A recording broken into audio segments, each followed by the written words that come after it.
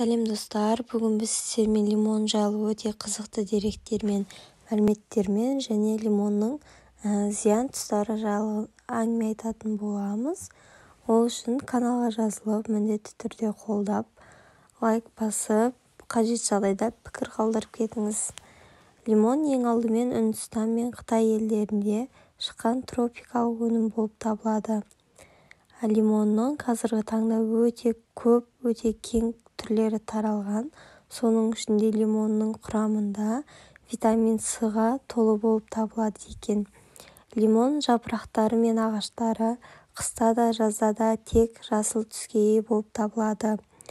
Лимон басқа жемістер сияқты көктемде бүршік атып, күзде пісетін жемістердің бірі болып табылады.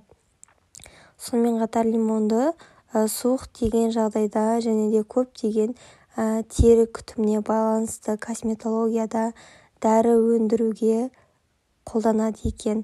Қазіргі таңда лимонды барлық жағдайларда қолданып жатыр. Соның ішінде көптеген тамақтарды да істеу, көптеген десерттерді істеуде де қолданып жатыр. Лимон арықтағысы келетін жандар үшін өте таптырмас өнім болып табылады. Яғни бір дана лимонды сіздер суға салып қойып, үстінен біраз қасық бал салып, біраз уақытқа тұндырып қоятын боласыз. Лимонның суы шығып, сумен әрекеттескеннен бастап сіз оны іше бастайсыз. Яғни қан айналымды жақсартып, асқазандағы артық заттардан, шлактардан тазартатын болады.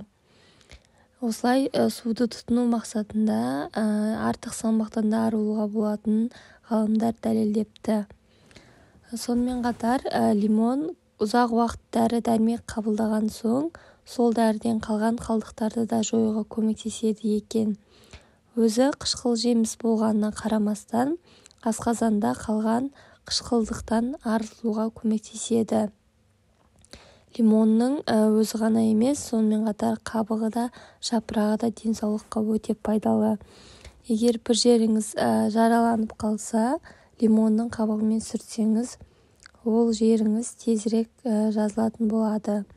Достар, сіздерге мәліметтер ұнаса, каналға міндетті түрде тіркеліп кетіңіздер.